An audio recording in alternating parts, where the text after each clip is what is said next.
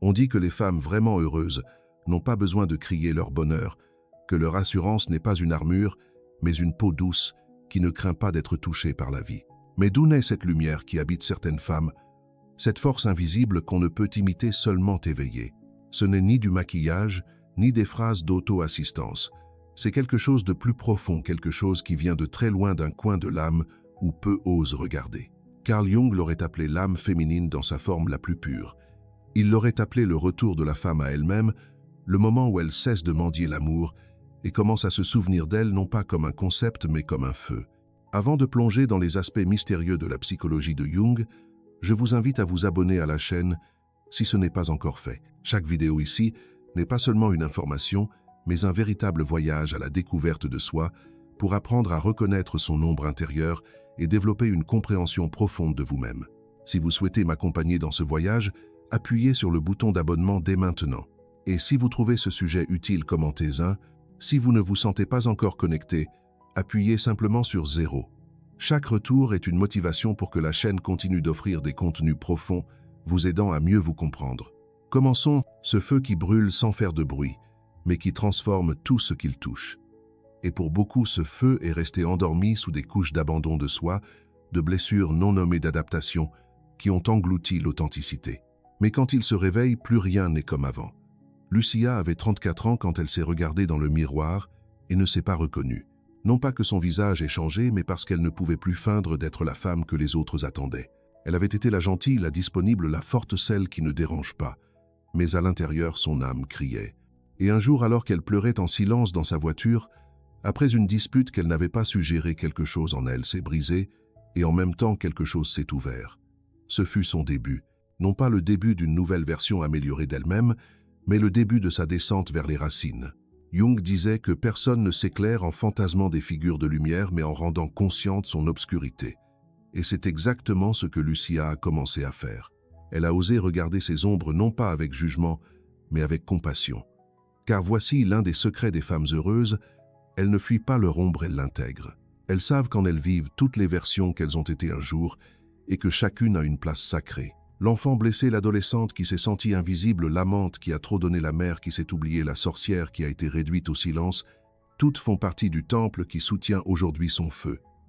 On ne peut être vraiment sûr de soi sans avoir marché au préalable dans les couloirs de sa propre obscurité. Les femmes qui irradiaient ce calme féroce ne sont pas nées ainsi. Elles se sont construites avec tendresse après s'être brisées, et le plus important, elles ont cessé de chercher chez les autres la permission d'être. Lucia a commencé à s'écrire des lettres où elle ne s'expliquait pas, ne se justifiait pas, ne se corrigeait pas. Elle se parlait simplement avec la voix qu'elle n'avait jamais écoutée enfant. Dans l'une de ses lettres, elle a écrit « Je veux revenir à moi, non pas à la version qui plaît, mais à celle qui vibre avec la vie, sans avoir peur d'être de trop. » Ce fut cette phrase qui marqua le début de sa renaissance. Et c'est ici que l'âme féminine commence à se souvenir de son pouvoir archétypal, car toute femme porte en elle la reine, l'amante, la sorcière, la mère, la guerrière et la mystique. Mais beaucoup ont oublié comment les invoquer. Elles ont été réduites à des stéréotypes, à des attentes, à des moules. Mais lorsqu'une femme commence à guérir sa relation avec elle-même, ces archétypes non seulement ressurgissent mais s'alignent. La reine, c'est la souveraineté, c'est la femme qui ne supplie plus. Non pas qu'elle n'ait pas de besoin, mais parce qu'elle a compris que son trône n'est pas à l'extérieur mais à l'intérieur de sa poitrine. L'amante, c'est la sensualité vivante non limitée au corps mais à la passion d'exister. La sorcière, c'est l'intuition pure, celle qui voit au-delà des mots. Et ensemble, ces énergies éveillent une assurance qui n'a pas besoin d'être prouvée, elle est simplement ressentie. Mais comment y accéder? Jung dirait en observant ce que vous projetez. Car une grande partie de la souffrance féminine naît lorsque nous projetons notre valeur dans le regard de l'autre. Quand une femme croit qu'elle n'est digne que si un homme la choisit, si un ami la valide, si une famille l'approuve, c'est la blessure de la déconnexion avec l'âme.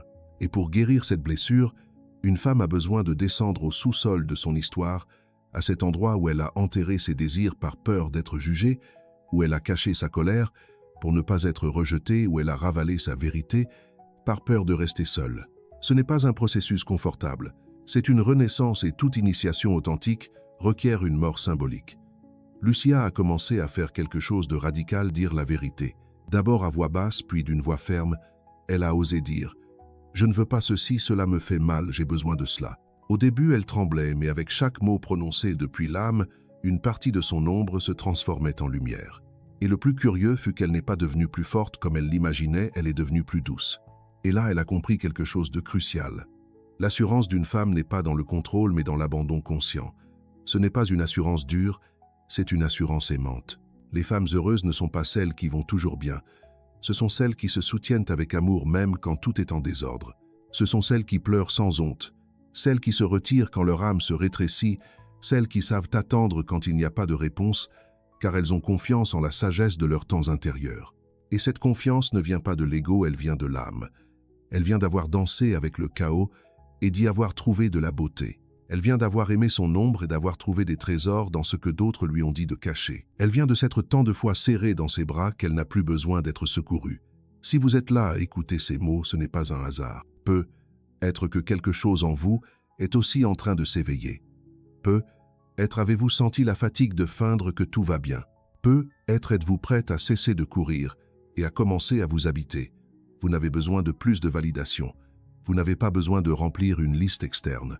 La seule chose dont vous avez besoin, c'est du courage de revenir à vous, à celle qui vit encore sous les couches, attendant d'être retrouvée. Écrivez en commentaire de quelle ville vous regardez cette vidéo. J'aimerais savoir d'où cette énergie se répand. Et si quelque chose que j'ai dit a touché une fibre de votre âme, laissez-le vibrer. Ne le réprimez pas, ne l'expliquez pas, sentez simplement. Et si vous voulez sceller ce moment, écrivez en commentaire cette affirmation « Je choisis de revenir à moi avec amour, sans peur, sans masque ». Car en réalité, c'est le premier secret d'une femme heureuse et sûre d'elle. Elle ne craint pas de revenir à elle.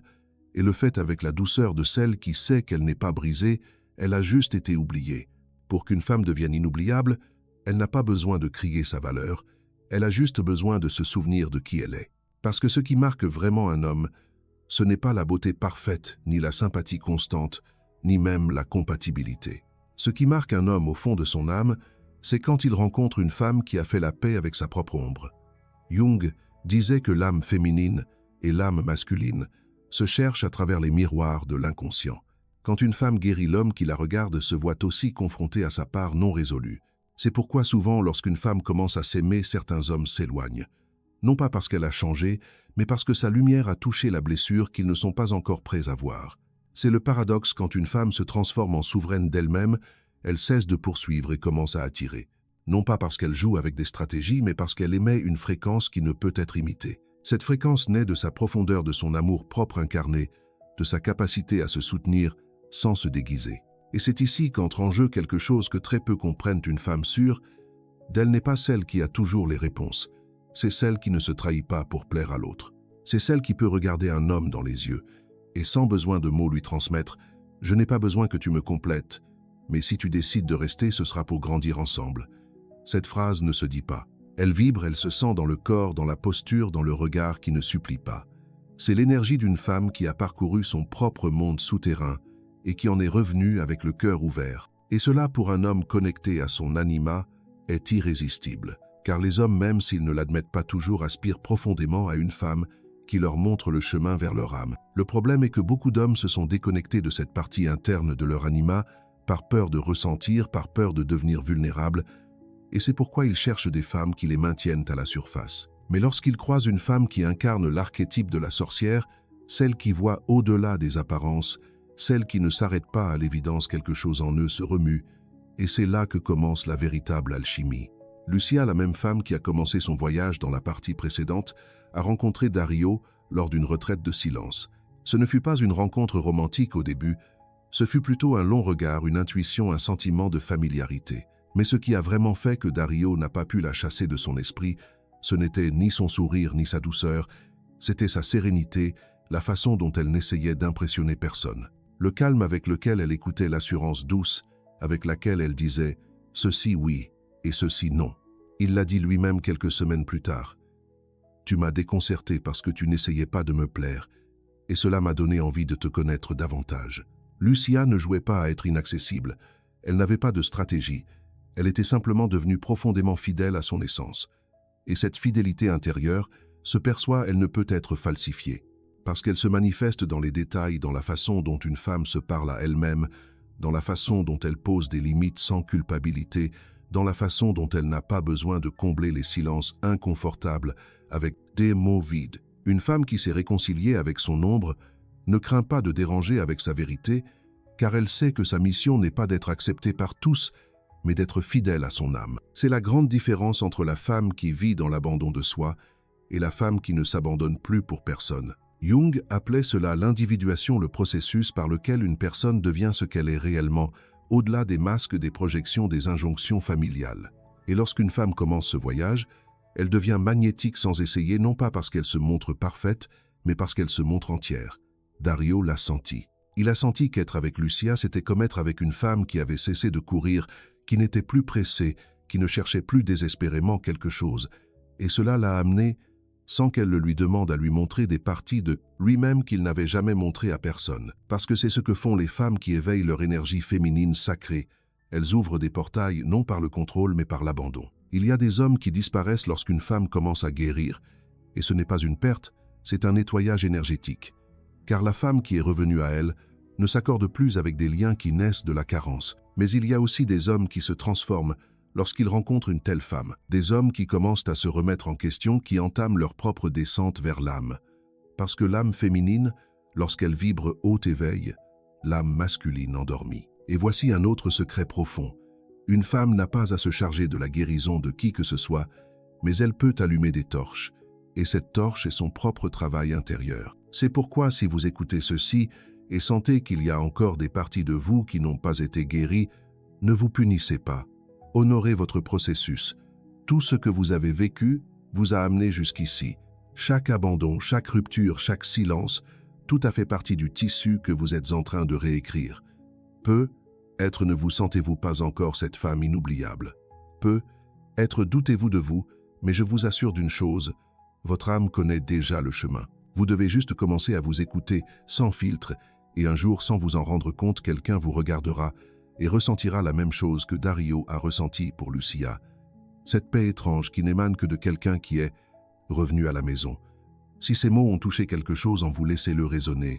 Et si vous voulez partager ce chemin avec d'autres femmes, abonnez-vous à notre chaîne, avec gratitude. Ici, nous ne suivons pas de formule. Nous suivons l'âme. Écrivez en commentaire votre affirmation d'aujourd'hui. Je n'ai pas besoin d'être parfaite, j'ai seulement besoin d'être fidèle à moi-même. Et dites-moi de quelle ville m'écoutez-vous. J'aimerais voir comment ce réseau de femmes qui reviennent à elles-mêmes s'étend dans le monde entier. Car quand une femme se souvient de qui elle est, le monde s'en souvient aussi. Il fut un temps où la sensibilité des femmes était considérée comme une faiblesse. Trop pleurer, trop sentir, trop penser. On les traitait d'exagérés, de dramatiques, d'émotionnels. Nous avons appris génération après génération à sécher nos larmes avant qu'elles ne soient vues, à dissimuler nos tempêtes, avec un sourire à endurcir notre cœur pour survivre. Mais à quel prix la femme qui s'endurcit se déconnecte de son âme? Parce que la sensibilité n'est pas un défaut, c'est une porte sacrée vers l'inconscient. Jung savait que l'âme féminine a une nature réceptive, cyclique, symbolique. Elle n'est pas faite pour vivre dans un monde linéaire, prévisible, programmé. Sa véritable force n'est pas de rivaliser, mais de ressentir. Et c'est le troisième grand secret, les femmes vraiment heureuses ne rejettent pas leur sensibilité, elles la transforment en boussole. L'âme féminine a été faite pour percevoir l'invisible, pour entendre ce qui n'est pas dit, pour toucher avec les yeux et parler avec le corps.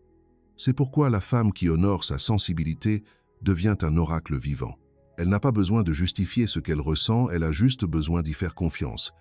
Car ce que beaucoup appellent faiblesse, Jung le comprenait comme un canal vers l'âme. Valéria l'a découvert après des années de déconnexion de son corps. Elle avait 41 ans, 2 enfants et un mariage qui l'avait épuisée plus qu'elle ne pouvait le reconnaître. Elle s'était habituée à vivre en mode automatique, à dire oui quand elle voulait dire non, à prendre soin de tout le monde.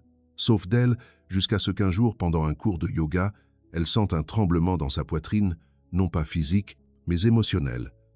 Quelque chose a bougé comme une vague qui attendait de se briser depuis des années. Cette nuit-là, elle a pleuré pendant des heures sans savoir exactement pourquoi. Ce n'était pas de la tristesse, ce n'était pas de la colère, c'était un mélange de tout. C'était son âme qui frappait enfin à la porte. Et lorsqu'elle s'est permis de le sentir sans le rationaliser, sans le bloquer, sans l'anesthésier, elle a commencé à se transformer. Elle a cessé de s'exiger. Elle a commencé à écouter ses émotions comme des messages sacrés, à honorer sa sensibilité, comme guide à s'autoriser à se reposer lorsqu'elle était épuisée, à dire Aujourd'hui je ne peux pas, sans culpabilité, à cesser de porter ce qui n'était pas à elle. Car c'est ce que fait une femme qui se réconcilie avec sa sensibilité. Elle commence à poser des limites, non par colère, mais par amour. Elle cesse d'être la sauveuse, la complaisante, celle qui s'adapte à tout, et commence à devenir une présence que l'on ne peut ignorer.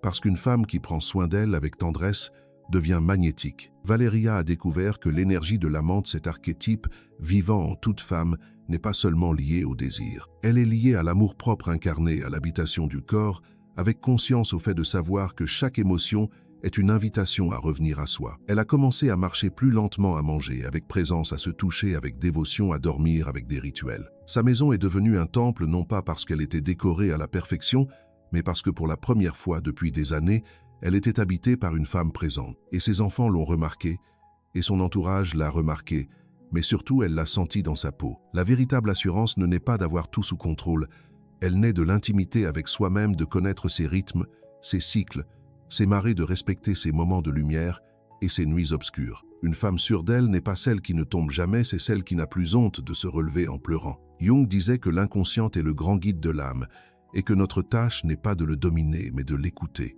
Et l'une des façons dont l'inconscient s'exprime est à travers la sensibilité de ce quelque chose que vous sentez sans pouvoir l'expliquer, de cet inconfort qui apparaît quand vous êtes loin de vous, de ces larmes qui arrivent sans raison, mais qui en savent plus sur vous que toutes vos idées réunies.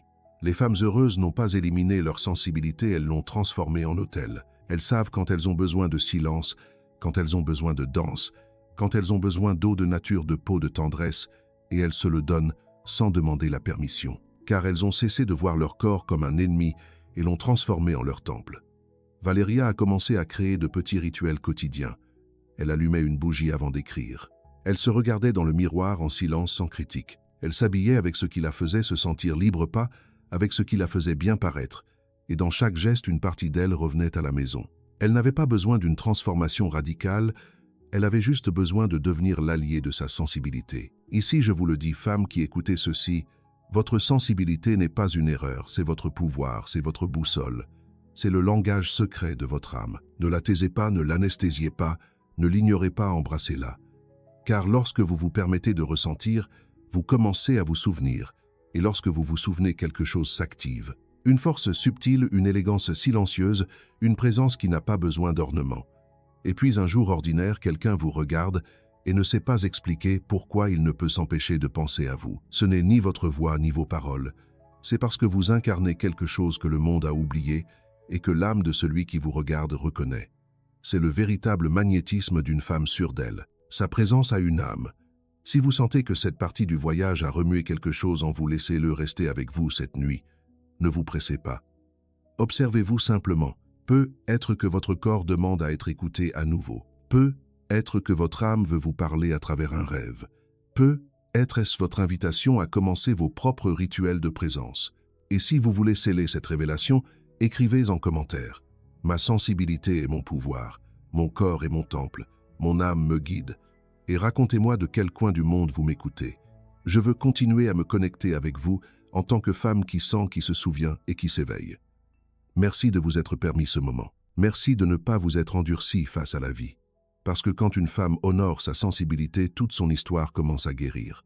Il y a un instant aussi silencieux que puissant où une femme se fatigue de se trahir. Elle ne le crie pas, ne le publie pas, ne le dramatise pas, elle le décide simplement. Elle se rend compte que chaque fois qu'elle a dit oui alors qu'elle voulait dire non, quelque chose en elle se brisait, que chaque fois qu'elle espérait être vue sans se montrer ou aimer sans s'aimer, son âme s'éloignait un peu plus de son corps. Ce moment n'est pas une rupture externe, c'est une réconciliation interne. C'est le point exact où la femme cesse de se fuir et se regarde enfin avec des yeux de vérité. Carl Jung disait que le plus grand problème de l'être humain est sa tendance à l'auto-tromperie, et l'une des façons les plus profondes dont une femme se trompe est en se reportant à plus tard, en prenant soin de tout le monde, sauf d'elle, en remplissant tous les rôles, sauf celui d'être elle-même, en alimentant des liens où elle se donne entièrement, attendant en retour une miette de présence. Mais une femme heureuse et sûre d'elle ne négocie plus avec son âme, non pas parce qu'elle est égoïste, mais parce qu'elle a découvert que sa paix n'est pas négociable, que sa tendresse n'est pas une récompense pour celui qui la traite bien, mais sa nature sacrée, que son temps ne se donne pas par culpabilité, ni son corps ne s'offre par peur de la solitude. Isabelle avait 38 ans et une vie qui semblait parfaite, un travail stable, un partenaire affectueux, des amis avec qui sortir le week-end. Mais la nuit, en fermant les yeux, elle sentait un vide qu'elle ne pouvait expliquer. Ce n'était pas de la tristesse, ce n'était pas un manque d'amour, c'était autre chose. Un murmure de l'âme demandant à être écouté. Ce murmure est devenu plus fort lorsqu'elle a commencé à écrire dans un journal chaque matin, sans filtre, sans chercher de réponse, écrivant simplement ce qu'elle ressentait. Et au milieu de ces pages, une question a surgi qui a tout changé. À quel moment me suis-je perdu moi-même? Cette question ne l'a pas poussée à fuir, elle l'a poussée à rester, à observer, à se souvenir des décisions prises par peur, des mots qu'elle n'a pas dit pour plaire, des désirs qu'elle a tus pour paraître correcte. Et au milieu de cette brutalité sincère, elle s'est rendue compte que son auto-abandon avait été subtil mais constant. Et ainsi, comme quelqu'un qui commence à balayer un temple abandonné, Isabelle a commencé son retour non pas vers une nouvelle version d'elle-même, mais vers la version qui avait toujours été là, attendant sa propre validation. Elle a commencé à marcher seule dans le parc chaque matin, non pas pour le fitness, mais pour écouter son âme. Elle a commencé à prendre des décisions petites mais sacrées, éteindre le téléphone quand elle avait besoin de silence, dire non, sans le justifier, s'autoriser des jours à ne rien faire. Et quelque chose de curieux a commencé à se produire. Plus elle se choisissait, plus son entourage changeait. Elle ne tolérait plus les conversations vides. Elle ne pouvait plus rester dans des endroits où elle ne pouvait pas être authentique. Elle ne feignait plus les orgasmes, ni ne riait par obligation. Elle est devenue sélective, non par arrogance, mais par amour-propre. Et voici l'un des secrets les plus révolutionnaires des femmes qui ont cessé de s'abandonner. Elles ne choisissent plus par carence, mais par abondance intérieure. Elles n'ont pas besoin que quelqu'un les sauve, elles se possèdent déjà, elles se soutiennent déjà. Et à partir de là, elles choisissent des relations, des chemins, des espaces qui reflètent leur nouveau niveau de conscience. Jung parlait de l'ombre comme de ce que nous ne voulons pas voir de nous-mêmes. Mais il existe aussi une ombre lumineuse, cette partie de notre grandeur que nous n'osons pas incarner par peur de ne pas être acceptés. Isabelle a découvert que son pouvoir n'était pas seulement la sensibilité, mais la direction. Qu'elle pouvait non seulement ressentir profondément, mais aussi soutenir des décisions alignées avec son âme. Et c'est cela la souveraineté, quand la femme cesse de demander la permission d'être qui elle est, quand elle n'a besoin de rien prouver, ni de s'excuser de briller, quand elle n'attend plus que quelqu'un d'autre la choisisse, parce qu'elle s'est choisie elle-même. La souveraineté n'est pas la solitude, c'est la communion avec votre propre âme. C'est savoir être avec soi sans sentir qu'il manque quelque chose. C'est rentrer à la maison à chaque respiration. Et à partir de cette maison intérieure, tout l'extérieur se réorganise. La femme souveraine n'est pas froide ni distante, elle est chaleureuse comme le feu qui brûle avec direction. Elle est la reine archétypale qui ne gouverne pas les autres, mais qui règne sur son propre monde interne. Et cette reine n'exclut personne, mais elle ne se perd pour personne non plus, car elle sait que sa présence est son plus grand trésor. Isabelle a commencé à remarquer que ses relations n'étaient plus basées sur le besoin, mais sur l'expansion. Que les personnes qui arrivaient dans sa vie ne cherchaient pas à la sauver, mais à marcher à ses côtés. Parce que lorsqu'une femme devient son propre centre, elle attire des liens qui ne la déséquilibrent pas. Et vous qui écoutez ces mots ici, peut-être commencez-vous à sentir le même appel. Peut-être êtes-vous fatigué de taire vos besoins. Peut-être êtes-vous prête à regarder à l'intérieur même si cela fait peur. Peut-être ne pouvez-vous plus continuer à feindre que tout va bien alors que votre âme demande un changement. Si c'est le cas, ceci est votre moment. Vous n'avez pas besoin d'une grande transformation externe. Vous avez juste besoin d'une décision interne. Cessez de vous délaisser, commencer à vivre comme si vous étiez la chose la plus importante. Parce que vous l'êtes non par ego, mais parce que votre âme n'est pas venue dans cette vie pour se contenter de miettes. Elle est venue vivre avec feu, avec sens, avec authenticité. Il y a des femmes qui ne s'oublient pas. Peu importe le temps qui passe, le nombre de kilomètres, qui s'interpose, le nombre de nouvelles histoires qui apparaissent sur le chemin. Ce n'est ni leur corps, ni leur voix, ni leur parfum. C'est quelque chose de plus subtil, quelque chose de plus ancien.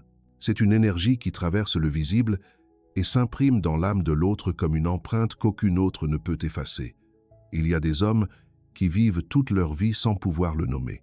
Ils savent juste qu'à un moment donné, ils ont rencontré une femme qui était différente. Une femme qui n'avait pas besoin d'être parfaite pour être inoubliable, qui ne mendiait pas l'amour, qui n'utilisait pas de stratégie, qui ne se pressait pas, et qui pourtant se sentait comme un feu sacré, comme un murmure de l'âme, comme un retour à la maison.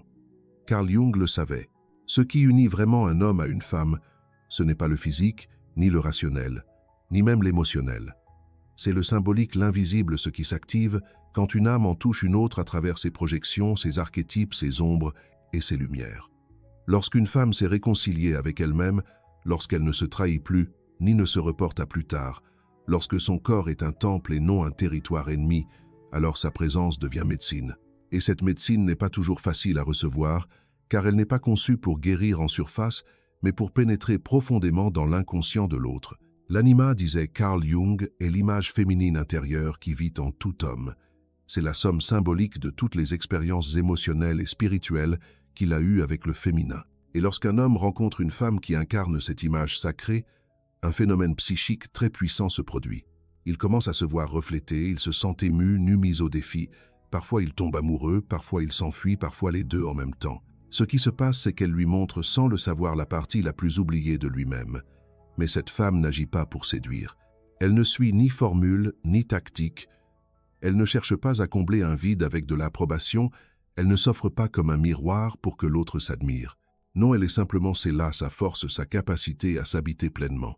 Une femme qui sait regarder dans les yeux face au miroir de l'âme et a accepté son ombre, son feu, sa blessure, son don devient un canal de vérité. Et cette vérité se sent s'intuite, se reconnaît même par des hommes qui n'ont jamais mis les pieds en thérapie ni ouvert un livre de psychologie. Car l'énergie n'a pas besoin d'être comprise pour être reçue, elle a seulement besoin d'être vivante. Marina, par exemple, était de ces femmes qu'on n'oublie pas, non pas parce qu'elle était extravertie, ni mystérieuse, ni particulièrement provocatrice. En fait, sa beauté était discrète, sa voix posée, ses mouvements lents, mais sa présence avait du poids. Pas un poids comme une charge, mais comme une racine, comme une profondeur. Elle avait passé des années à essayer de s'intégrer, à changer de style, selon la mode, à censurer ses émotions, par peur de déranger, à se transformer en ce que les hommes voulaient pour ne plus être quittés. Jusqu'au jour où, après une relation qui l'a laissée vide, elle n'a pas éclaté en sanglots, elle a éclaté en feu. C'est alors qu'elle a décidé d'arrêter de feindre. Elle a cessé de vouloir plaire, elle a cessé de demander la permission d'être elle-même. Et lorsqu'elle s'est vidée de toutes les versions empruntées, elle a commencé à ressentir quelque chose de nouveau, sa propre âme. Non pas comme une idée romantique, mais comme une certitude corporelle, une force intérieure qui n'avait pas besoin de validation, seulement d'espace pour s'exprimer. Elle a commencé à parler plus lentement, à s'habiller pour elle, à dire non sans trembler, à rire, quand elle en avait envie, à pleurer sans se cacher. Et surtout, elle a commencé à choisir par amour, non par blessure, par intuition, non par peur, par plénitude, non par manque. Et ainsi, sans le chercher, elle est devenue une femme inoubliable. Elle a rencontré Nicolas un après-midi d'automne, dans une petite librairie où tous deux cherchaient des livres de symbolisme. Il fut attiré par son calme, par sa manière d'être, par la façon dont elle feuilletait les livres comme si elle leur parlait. Mais ce qui l'a marqué n'a pas été son sourire, ce fut son silence. Un silence rempli d'âme qui n'avait besoin de rien pour se justifier. Ils ont commencé à parler non de trivialité, mais de souvenirs, de rêves, de choses qu'on ne raconte pas normalement au premier rendez-vous. Et sans comprendre pourquoi, Nicolas a commencé à ouvrir des parties de lui-même qu'il ne savait même pas qu'elles attendaient d'être vues. Parce que c'est ce que font les femmes habitées, elles vous invitent à être réelles. Mais cette ouverture n'est pas toujours confortable, car lorsqu'un homme rencontre une femme comme celle-ci, il ne voit pas seulement sa lumière. Il est aussi confronté à son ombre, et cela peut l'effrayer, le faire reculer, provoquer même le rejet, non pas parce qu'elle a mal agi, mais parce que son âme a touché un endroit qui n'était pas encore prêt. Ce que Marina a compris, et ce que vous devez vous rappeler, c'est que le fait qu'un homme ne puisse pas soutenir votre profondeur ne signifie pas que vous devez devenir superficiel. Ne vous videz pas pour qu'un autre ne déborde pas, car l'homme qui est prêt ne fuira pas votre vérité. Il restera non pour vous conquérir, mais pour vous accompagner, pour grandir avec vous, pour se dépouiller de ses masques aussi. Et si ce n'est pas le cas, laissez-le partir, parce que vous n'êtes pas venu pour être une fantaisie, vous êtes venu pour être une révélation. Une femme véritablement sûre d'elle n'a pas besoin de crier sa valeur, n'a pas besoin de mendier l'amour, n'a pas besoin de devenir invisible pour être acceptée, car elle a compris que son âme est le foyer le plus sacré et à partir de ce foyer, tout lien et choix non nécessité. Carl Jung dirait que lorsqu'une femme devient elle-même, elle active les archétypes dans leur forme la plus pure, elle devient reine souveraine, sorcière visionnaire, amante incarnée, mystique canal. Elle n'agit pas par manque mais par abondance spirituelle. Et cela, cher cœur qui m'écoute, est ce que l'âme masculine désire le plus même, si elle ne le sait pas encore. Une femme qui soit une porte vers lui-même, une femme qui ne lui donne pas de réponse, mais qui lui montre ses propres questions. Une femme qui n'a pas besoin de lui, mais qui le choisit. Une femme qui n'a pas peur d'être oubliée, car elle sait que sa vibration vit au-delà du temps. Cette femme peut être vous, et vous n'avez pas besoin de le devenir. Vous avez seulement besoin d'enlever ce que vous n'êtes pas, de vous libérer de l'auto-exigence, du besoin de plaire, de la peur d'être de trop, et de permettre à votre âme de s'incarner à vos blessures, de se dignifier à votre feu, de s'embraser à nouveau. Écrivez dans les commentaires votre affirmation d'aujourd'hui. Je suis une femme qui laisse une empreinte parce que je m'habite avec vérité. Et dites-moi de quelle partie du monde vous entendez cet appel. Je veux sentir votre énergie et que ce réseau de femmes vivantes et éveillées continue de croître avec force invisible et tendresse invincible. Et si ce message vous a parlé directement à l'âme, abonnez-vous avec gratitude, non pour recevoir des astuces, mais pour vous rappeler encore et encore que votre âme est votre guide, votre temple, votre origine. Parce que lorsqu'une femme devient inoubliable, c'est parce qu'elle s'est souvenue que son essence n'est pas faite pour s'intégrer, mais pour illuminer.